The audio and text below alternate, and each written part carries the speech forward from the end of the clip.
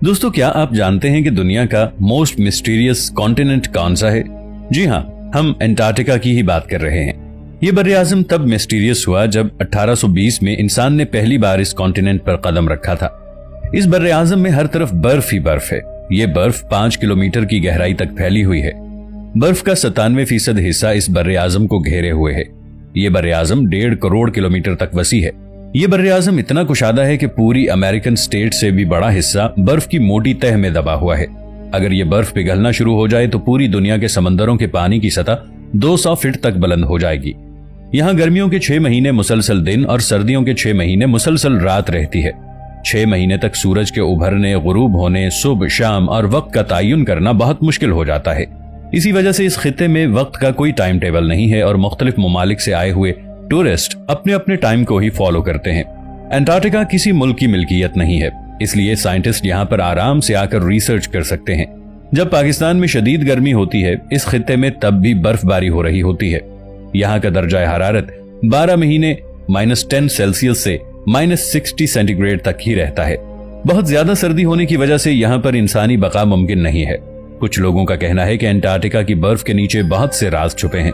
लोगों का कहना है कि बर्फ के नीचे कोई अलग दुनिया आबाद है और इस बर्र-ए-आज़म में जमी बर्फ के नीचे फ्रोजन हालत में एलियन शिप्स भी मौजूद हैं। कई लोगों का यह कहना है कि यहाँ हिटलर की पोशीदा मिलिट्री बेस भी मौजूद है। बाज लोगों का कहना है, यानी स्पेकुलेशंस हैं, कि आइस शीट्स के नीचे एक खुफिया शहर आबाद है और कुछ साइंसदान इस बात की तस्दीक भी करते हैं। कुछ लोगों का कहना है कि अटलांटिक का गुमशुदा शहर भी इसी हिस्से में कहीं मौजूद होगा।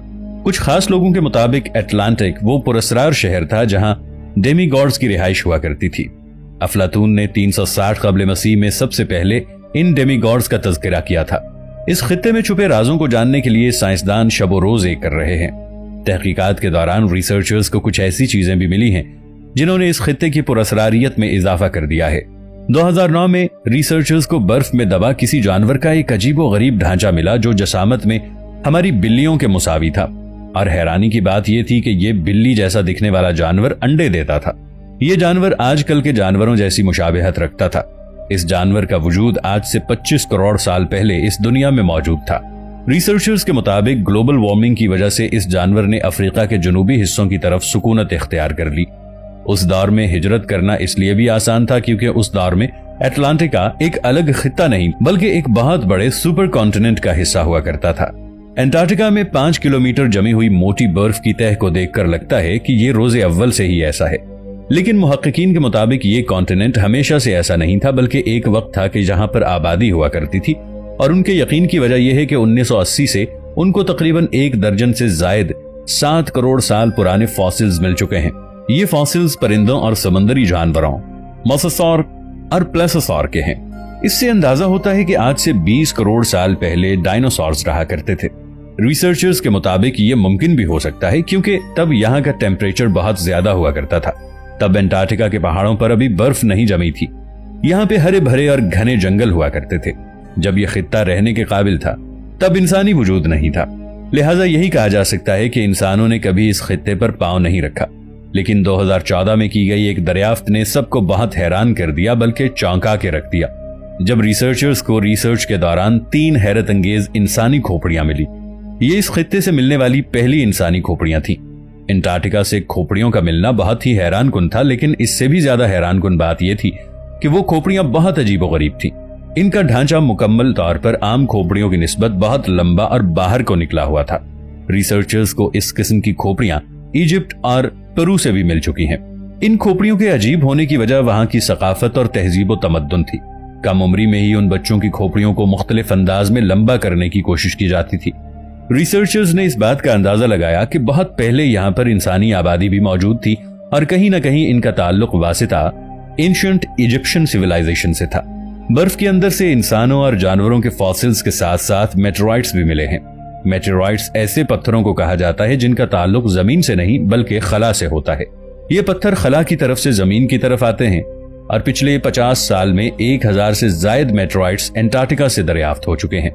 इनमें से कुछ मेटेराइट्स 7 लाख साल से भी जायद पुराने हैं। दुनिया में 90% मेटेराइट्स बर्र-ए-आज़म अंटार्कटिका में ही दरियाफ्त हुए हैं, क्योंकि बर्फ की जमी तह पे इन पत्थरों की पहचान आसानी से हो जाती है। 2002 में एक मेटेराइट जमीन के साथ टकराया था और इसे 2015 में डिस्कवर किया गया था। इस पत्थर से कुछ ऐसे फॉसिल्स भी मिले हैं जिनसे यह अंदाजा लगाना मुश्किल नहीं कि इस पत्थर का ताल्लुक मार्स सैयारे से है। इस पत्थर में मौजूद फॉसिल से यह भी अंदाजा लगाया गया है कि किसी वक्त में मरीख पर भी आबादी हुआ करती थी। अंटार्कटिका में बर्फ के जमने को कई करोड़ साल लगे हैं। बर्फ पिघलने की बजाय मोटी मोटी तहों में जमती रही और फिर बर्फ के मोटे मोटे पहाड़ बनते चले गए और इनको फिर ग्लेशियर्स का नाम दे दिया गया। टेलर ग्लेशियर एक ऐसा ग्लेशियर है जिससे सुर्ख रंग की आबशार गिरती है। इस आबशार को ब्लड फॉल्स भी कहते हैं। ये आबशार 1911 में दरियाफ्त हुई, जो कि जियोलॉजिस्ट के ग्रुप ने दरियाफ्त की। रिसर्चर्स के मुताबिक सुर्ख रंग की असल वजह आयरन ऑक्साइड बताई जाती है। जिस ग्लेशियर से ये सुर्ख आबशार निकलती है, इस ग्लेशियर की मोटी तह के नीचे लिक्विड हालत में पानी मौजूद है। इस पानी में आयरन की बहुत बड़ी मिकदार के बारे में बताया जाता है। जब ये पानी ग्लेशियर से बाहर आता है तो इसमें पाया जाने वाला आयरन हवा में मौजूद ऑक्सीजन से मिलकर आयरन ऑक्साइड में बदलकर हमें सुर्ख रंग का नजर आने लगता है। ये बिल्कुल आम आयरन की तरह है। जैसे लोहा हवा लगने से जंग आलूद होने लगता है और इसका रंग भी सुर्खी माइल हो जाता है। टाइलर ग्लेशियर के नीचे पानी का जो जखीरा मौजूद है, ये सिर्फ अंटार्कटिका में एक ही पानी का जखीरा नहीं है, बल्कि साइंसदानों के मुताबिक 400 से ज्यादा अंडरग्राउंड झीलें मौजूद हैं। ये झीलें बर्फ की मोटी तहों के नीचे मौजूद हैं। यहाँ पर इन झीलों की मौजूदगी किसी मौजज़े से कम नहीं कि एक जगह ऐसी जहां पर टेम्परेचर फ्रीजिंग पॉइंट से भी बहुत कम है, वहां पानी झील की शक्ल यानी लिक्विड हालत में मौजूद है। लेकिन इसके पीछे भी एक सॉलिड साइंटिफिक रीजन मौजूद है। बर्फ की मोटी और वजनी तह के नीचे पानी पर दबाव काफी ज्यादा होता है। ये एक साइंसी उसूल है कि जब पानी पर दबाव बढ़ जाता है तब पानी का फ्रीजिंग पॉइंट कम हो जाता है। 2013 में अमेरिकन रिसर्चर्स ने रॉस ग्लेशियर्स को 2300 फीट तक खोदा तो नीचे से एक झील दरियाफ्त हुई। जब साइंटिस्ट ने रिसर्च के लिए इस झील के पानी के कुछ नमूने हासिल किए तो उनको पता चला कि बर्फ की मोटी तह के नीचे जहां रोशनी का जाना भी मुमकिन नहीं, वहां बैक्टीरिया कोल्ड रेसिस्टेंट मौजूद है। इससे पहले साइंसदान इस बात को नहीं जानते थे कि बैक्टीरिया का वजूद भी इस दुनिया में है। अंटार्कटिका में फैली हुई बर्फ को देखकर आपके जहन में यही आता होगा कि यहाँ खुश्की की बजाय हर तरफ पानी ही पानी होगा। लेकिन आप ये सुनकर बहुत हैरान होंगे कि दुनिया में खुश्क तरीन जगह भी इसी खित्ते में मौजूद है, जिसे मैकमर्डो ड्राई वैलीज कहा जाता है। इनकी सबसे पहली दरियाफ्त सन 1903 में हुई। इन वैलीज में नमी ना होने के बराबर है और बर्फ की मिकदार भी इंतहाई कम है। यहाँ पर पिछले 20 लाख साल से बारिश का एक कतरा भी नहीं पड़ा। यहाँ पर हवाओं की रफ्तार 320 किलोमीटर फी घंटा होने की वजह से खुश्की रहती है। इन हवाओं की वजह से ही इस जगह में पानी, नमी और बर्फ मुकम्मल तौर पर बुखारात की शक्ल इख्तियार कर चुके हैं। जमीन पर पाए जाने वाले एनवायरमेंट में ये मरीख के क्लाइमेट रेड जॉइंट के करीब तरीन है और इसी वजह से नासा ने अपना वाइकिंग रोबोट मरीख में भेजने की बजाय इसी वैली में टेस्ट किया था। अंटार्कटिका का खित्ता बेशुमार अजायबात से भरा पड़ा है। जाते जाते आपको इस खित्ते की एक और अजीबोगरीब बात बताते चलें, वो ये कि अंटार्कटिका पर वॉल्केनोज भी पाए जाते हैं। ये वॉल्केनोज मुतहर्रिक हालत में भी पाए जाते हैं। एक ही जगह पर बर्फ और आग का होना अल्लाह ताला की अजीम निशानियों में से एक है।